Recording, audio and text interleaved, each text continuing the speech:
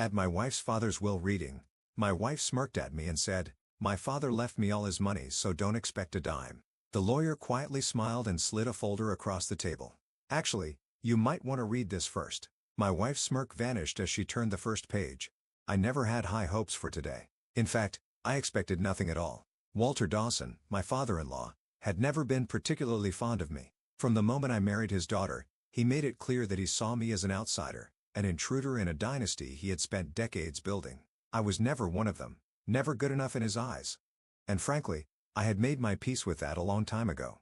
But my wife, Marissa, was a different story. She was the golden child, the cherished daughter, the one who could do no wrong. Spoiled since birth, she had always carried herself with the entitled confidence of someone who knew the world would bend to her every whim. She assumed. No, she knew. Her father's wealth would be hers the moment he was gone. And today, as we sat in the cold, dimly lit office of Grant & Fisher law firm, that smug certainty was written all over her face. The conference room smelled of polished wood and old paper. A long mahogany table stretched between us and the executor of the estate, Mr. Fisher, a man with silver-rimmed glasses and a perpetual look of indifference. He cleared his throat, shuffling the thick stack of documents in front of him. "Thank you for coming," he began, his voice smooth and rehearsed. "As you are aware, Mr. Dawson's estate is to be distributed according to his final wishes." I kept my expression neutral. I wasn't here to fight for scraps or entertain illusions of receiving anything. Marissa, however, sat forward, her manicured nails tapping rhythmically on the polished wood. The corner of her lips curled in an irritating smirk. She was dressed to impress, her designer dress hugging her frame, her jewelry sparkling under the overhead lights. She wore wealth like armor, but I knew the truth beneath the surface. The expensive clothes, the extravagant lifestyle, she couldn't afford any of it. Not on her salary. She was already spending money she didn't have. She leaned closer to me, her voice dripping with amusement. "You might as well tune out, sweetheart. Daddy left me everything." I said nothing. I wasn't here to argue. If she wanted to gloat, I'd let her. Mr. Fisher adjusted his glasses and continued reading. But something was off. Marissa's smug grin didn't fade. It grew. She wasn't even listening. She was waiting for me to react. And then, the bombshell dropped. The inheritance was transferred to Marissa 6 months prior to Mr. Dawson's passing, as per his request. I stiffened. The words took a second to register. Transferred, 6 months ago. I turned to Marissa. Instead of shock or even satisfaction, she laughed. "Oh, you're just now catching up?" she said, shaking her head. "Yeah, I already got the money and spent it." I just stared at her, my blood running ice cold. She wasn't gloating over inheriting wealth. She was mocking me because she had already burned through it. But Mr. Fisher wasn't fazed. If anything, he looked amused. That was the first thing that made me pause. Then, with a measured motion, he reached into his briefcase, pulled out a thick folder, and slid it across the table toward Marissa. "Actually," he said, far too calmly, "you might want to read this first." For the first time, Marissa's smirk vanished. Her perfectly manicured fingers hesitated before grabbing the folder. She flipped open the first page, and as she read, her confidence drained. Her eyes moved rapidly over the words, her expression shifting from arrogance to confusion, then to something that looked suspiciously like fear. I watched, fascinated. Her hands, always steady, trembled slightly as she turned the next page. "What is this?" she stammered. Mr. Fisher took his time responding, crossing his hands neatly on the table. "Your father wasn't a fool, Mrs. Dawson," he said smoothly. "He suspected you might try to access the estate prematurely, so he put certain safeguards in place." She looked up at him sharply. "What kind of safeguards?" Mr. Fisher adjusted his glasses. "A dummy inheritance. A false trust with specific conditions. The money you received 6 months ago." He tilted his head. "It wasn't the real inheritance." I felt my breath catch. Marissa sat frozen. "A test?" she whispered, her voice barely audible. I leaned forward. My interest suddenly piqued. "So, you're saying the money she spent was never hers to begin with?" Mr. Fisher nodded. Marissa's chair scraped loudly against the floor as she shot up. "You're lying!" she shrieked, her voice an octave higher than before. I spent it all. The vacations, the luxury apartment, the jewelry." Mr. Fisher remained unmoved. With practiced ease, he slid another document across the table. Marissa hesitated before looking at it, but when she did, her face drained of color. "What is this?" she asked again. But this time, there was no bravado, just pure, unfiltered panic. Mr. Fisher didn't blink. "A court order freezing all remaining assets linked to the stolen trust." For the first time in years, I saw a real fear in my wife's eyes. She reached for her phone with shaky hands. I need to. I need to call someone. But before she could press a button, Mr. Fisher spoke again. That won't help you. Marissa's breathing turned erratic. Her entire world was collapsing, and she knew it. She turned to me, eyes wide, desperate. You can't let them do this to me. I just smiled. You did it to yourself. Then she did something I never expected. She screamed. A full, rage-filled scream. Right there in the middle of the law office. It was a sound of defeat. Of a woman who had spent years believing she was untouchable, only to realize too late that she wasn't. Marissa had played herself. And I just sat back and enjoyed the show. The moment we left the law office, the weight of what had just happened began to settle in. But while I was still processing the sheer brilliance of Walter Dawson's final play, Marissa was spiraling.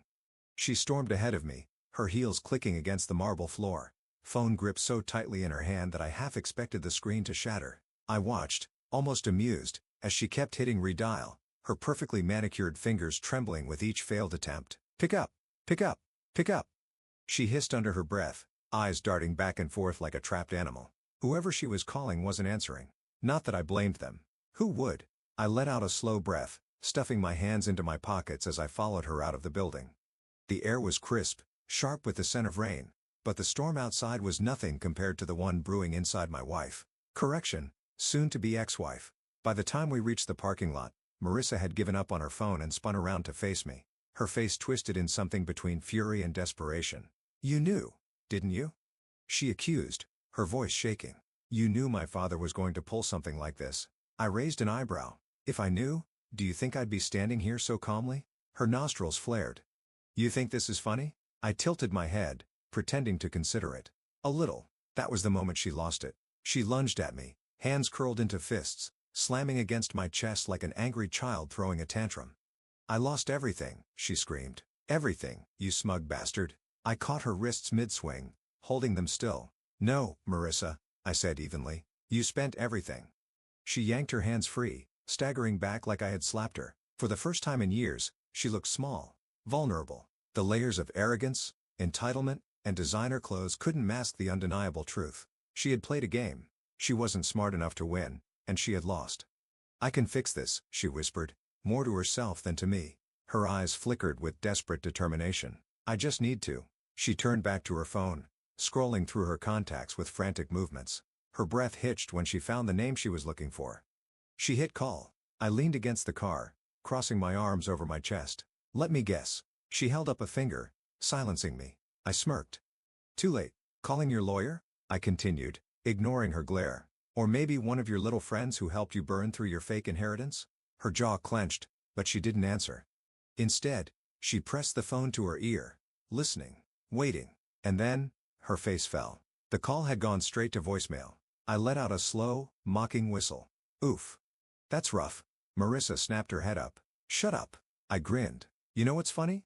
Just this morning, you sat in that office, smirking like you were untouchable. Like you had already won. And now? I gestured at her phone. You're alone, Marissa. No one's answering, are they? She swallowed hard because she knew I was right. The people she had surrounded herself with, the ones who had eagerly helped her spend every dime of what she thought was her inheritance, were nowhere to be found now that the money was gone. And that was when the panic truly started to set in. Her hands shook as she dialed another number, then another, and another.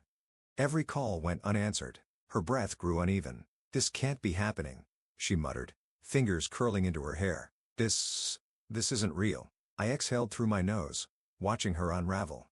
I should have felt bad. I didn't, because for years, I had watched her do this to others. I had watched her lie, manipulate, and discard people the second they were no longer useful to her. I had seen her humiliate waiters for bringing her food out a second too late. I had witnessed her mock struggling single mothers for not being able to afford designer clothes. And now? Now, she was the one no one wanted to be associated with. The irony was poetic. Marissa let out a shaky breath, turning her attention back to me. Her blue eyes were glossy with unshed tears. But I knew better. These weren't tears of remorse. They were tears of self-pity. She took a slow step forward. You wouldn't let me lose everything, she whispered. I blinked, then laughed. Actually laughed. Oh, sweetheart, I said, shaking my head. You lost me a long time ago. That was when she truly understood. She had been so sure I would always be there. That no matter how many times she belittled me, manipulated me, or used me, I would always be her backup plan. But I wasn't. Not anymore. I opened the car door and stepped inside. Marissa, still standing there in shock, moved to grab the handle. Wait, I locked the door. Her face contorted. You're leaving me here? I rolled down the window just enough to see her properly. Oh no, Marissa. You left yourself here. Her breath hitched. I don't have any money. I don't even have a way home. I tilted my head. Sounds like a you problem. And with that, I rolled the window back up, put the car into drive, and left her standing there alone for the first time in her entire life. As I drove away, a strange sense of peace washed over me. For years, I had been the punching bag, the doormat, the backup plan. But now I was free. And for the first time in a long, long time, I smiled. 2 weeks. That's how long it had been since I left Marissa standing in that parking lot. Her designer purse clutched against her chest like it held the last remnants of her dignity. 2 weeks of silence. No calls. No texts. No sudden appearances at my doorstep with fake tears and empty apologies. And honestly, I had expected worse. Marissa was a lot of things. Vain, selfish, entitled, but she wasn't stupid. She was calculating. So when she didn't show up right away, I knew she was waiting, plotting, figuring out her next move. But I had already made mine, and it was sitting right in front of me. The divorce papers. I stared at them, my fingers running over the thick, pristine pages. Clean, simple, final. This wasn't a heat-of-the-moment decision. It wasn't revenge or spite or bitterness. It was freedom. I took a deep breath, picked up the pen, and signed the first page. And right on cue, the doorbell rang. I closed my eyes, exhaling slowly. There she is. Marissa had always had an impeccable sense of timing. She knew how to drag out a moment, milk every last drop of control before making an entrance. But today, she was too late. I stood up, took my time walking to the door, and opened it. And there she was, Marissa Dawson, or soon-to-be Marissa Nobody, standing on my porch in the same designer coat she had worn the day her entire world imploded. Her makeup was perfect, her hair styled effortlessly. But I wasn't fooled. There was tension in her shoulders. A slight tremor in her lips. She was here for one reason and one reason only. She had nothing left. I leaned against the doorframe. Well, if it isn't my favorite soon-to-be ex-wife. Her jaw tightened. Let me in. I raised an eyebrow. What's the magic word? She inhaled sharply, nostrils flaring, but forced a tight-lipped smile. Please. I stepped aside, gesturing for her to enter. She hesitated, because for the first time in our entire relationship, she wasn't stepping into my house as my wife. She was stepping into my house as an outsider. I could see the realization hit her as she walked past me. She glanced around, her eyes darting to the spot where her designer furniture used to be. The expensive paintings, the ridiculous sculptures she had insisted on buying to impress her equally shallow friends, all gone. Because I had gotten rid of everything that reminded me of her. She turned to face me, arms crossed. We need to talk. I gestured to the couch. By all means. She didn't sit. Neither did I. She cleared her throat. I've had some time to think. I said nothing, waiting. She ran a hand through her hair. Things were set. Mistakes were made. I smirked. Buy things. You mean you laughing while telling me you had already spent all of your father's fake inheritance? Her lips pressed together. That's not what I meant. I nodded. Right? My mistake. Go on. She exhaled, frustration flickering in her eyes. Look, we've had our problems. I let out a sharp laugh. Oh, sweetheart, we didn't have problems. You were the problem. She flinched, but quickly masked it. I just think we shouldn't throw away everything we built together over a misunderstanding. A misunderstanding? That was rich. I folded my arms. Let me get this straight. You drained a fake inheritance, mocked me in a law office, lost everything. And now that you're broke, you want to work things out? She lifted her chin. I never said I was broke. I nodded toward the designer coat. She was clutching a little too tightly. Let me guess, that's the last expensive thing you own. Her fingers tightened around the fabric. Bingo. I sighed, rubbing my temples. You know what's funny? I would have done anything for you once. Her eyes softened as if she thought I was about to fold, but I wasn't. I met her gaze, my voice steady. But now, I wouldn't waste a single second on you. She inhaled sharply. You don't mean that. I laughed. Oh, I do. I walked past her, grabbed the divorce papers from the table, and slapped them against her chest. She grabbed them instinctively, eyes widening. What's this? She asked, her voice thin. I smirked. Your final exit ticket. She flipped through the pages, scanning them frantically, her breath quicker. Shallower. Her head snapped up. You're divorcing me? I shrugged. Figured I'd save you the trouble of plotting some ridiculous comeback plan. She swallowed hard. You already signed it? I nodded.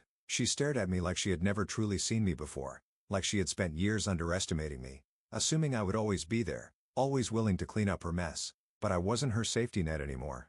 She shook her head, taking a step back. "You don't have to do this." I tilted my head. "And what exactly is stopping me?" She was quiet for a long moment. Then, her last pathetic attempt, she sighed dramatically, letting the papers slip from her fingers onto the table. And when she looked up at me again, I saw it. The manipulation. The same old tactics. She took a slow step forward. Then another. Her lips parted slightly, her eyes softening, pleading. "You don't have to do this," she repeated, but softer this time. I watched her lift a hand, her fingers brushing against my chest. A deliberate touch, one I had fallen for 1,000 times before. I smiled. Then I took a step back. Her hand fell. Her face twisted. And that was the moment she knew she had lost. She let out a slow, shaky breath, her mask finally cracking. "So that's it." I nodded. She sucked in a breath, eyes flickering with something dark. "You'll regret this." I smiled wider. "No, Marissa. You will." She glared at me for a second longer, then grabbed the divorce papers, her hands trembling slightly. She stuffed them into her purse, turned sharply, and stormed toward the door. And as I watched her leave, I felt lighter, like I had just let go of a weight I didn't even realize I had been carrying.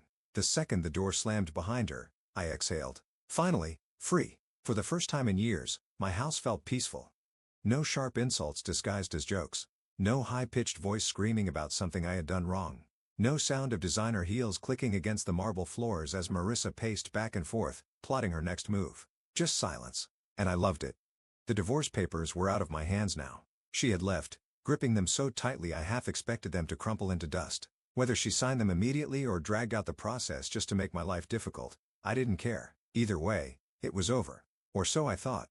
I had just poured myself a drink, settling onto the couch. When my phone rang, I frowned. It was late, and I wasn't in the mood for small talk. But when I saw the name on the screen, my stomach dropped. Margaret Dawson, Marissa's mother. For a split second, I debated ignoring it. The Dawsons had never been particularly warm toward me. And now that I was divorcing their daughter, I didn't see why that would change. But something felt off. Margaret never called me, not even when she and Walter were still together. She always let her husband handle things, preferring to keep her hands clean while he did the dirty work. So why now? I hesitated, then answered, "Hello." There was a pause. Then, "You bastard?" I blinked. "Excuse me, you really thought you could get away with this, didn't you?" Her voice trembled, not with sadness, but rage. "You think you can just divorce my daughter and walk away like nothing happened?"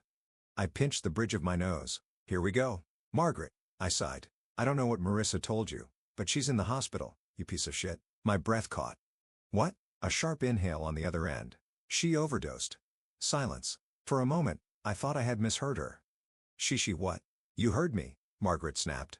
"Took a bunch of pills. Doctor said if she hadn't been found when she wouldn't have made it." I exhaled sharply, running a hand down my face.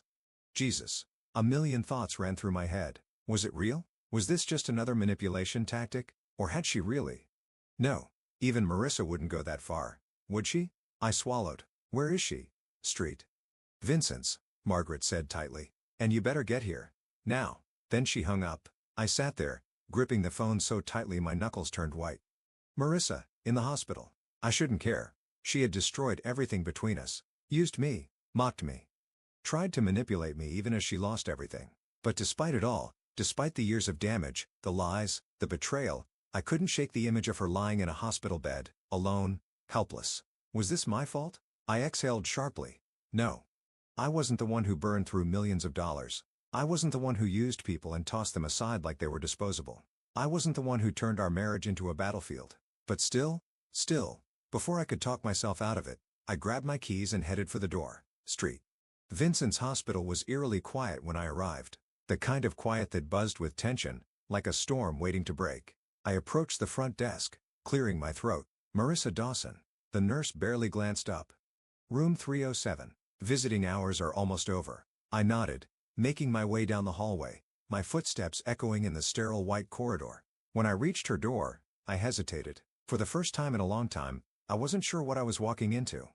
Would she be grateful to see me? Would she be furious? Or would she be too broken to care? I took a breath, then pushed the door open. The room was dim, the only light coming from the beeping machines beside the bed. And there, lying pale and fragile against the white sheets, was Marissa. For a second, I barely recognized her.